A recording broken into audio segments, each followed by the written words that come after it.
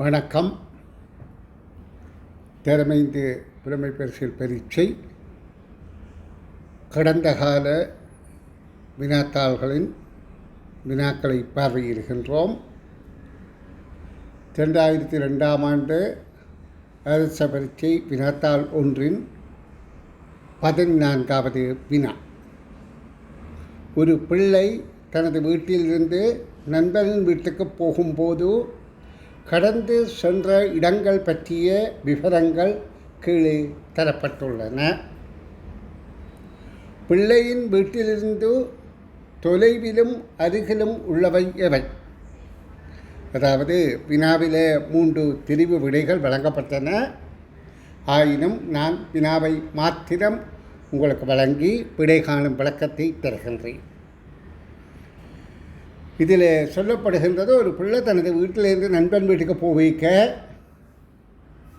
கடந்து சென்ற இடங்களை பற்றி இங்கே தரப்பட்டுள்ளது.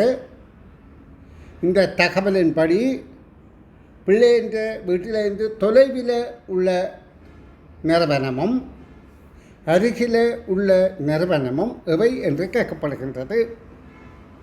அப்போ நாங்கள் இவற்றை இடமிருந்து வலமாக முதல் பிள்ளையின் வீடு, இறுதியில் நண்பனின் வீடு என்ற ஒழுங்கில் பிள்ளையின் வீட்டுக்கு அடுத்து முதல் தகவல் அஞ்சல் அலுவலகத்தை கடந்து போலீஸ் கடந்தது.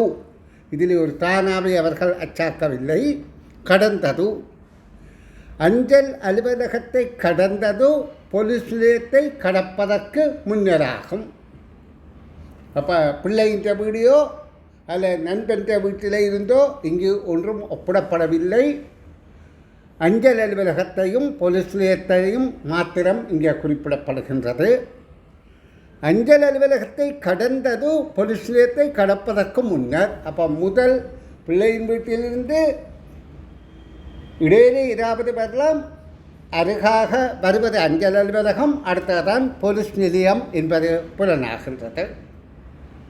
இப்போ தரப்பட்ட முதல் தகவலின்படி பிள்ளையின் வீடு, அஞ்சல் அலுவலகம், போலீஸ் நிலையம். இன்னும் பல நிறுவனங்கள் இருக்கின்றன. அடுத்த தகவல், வைத்தியசாலையை கடந்தது போலீஸ் நிலையத்தை கடந்த பின்னராகும்.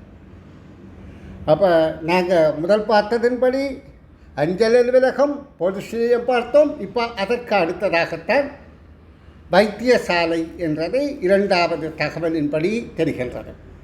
இப்போ எங்களுக்கு பிள்ளை இந்த வீட்டிலேருந்து நண்பனின் வீட்டுக்குள்ள அஞ்சல் அலுவலகம் இடமிருந்து வலமாக, அடுத்ததாக போலீஸ் நிலையம், அடுத்தது வைத்தியசாலை என்ற தகவல் கிடைத்துவிட்டது. இனி 3வது தகவல், அஞ்சல் அலுவலகத்தை கடப்பதற்கு முன்னர் மகாவித்தியாலயத்தை கடந்தது. அப்போ இப்போ முதலாவது பிள்ளையின் வீட்டுக்கு அடுத்ததாக மகாவித்தியாலயம், அடுத்தது அஞ்சல் அலுவலகம், அடுத்தது போலீஸ் நிலையம், அடுத்தது வைத்தியசாலை என்ப ஒழுங்கு எங்களுக்கு கிடைத்துவிட்டது.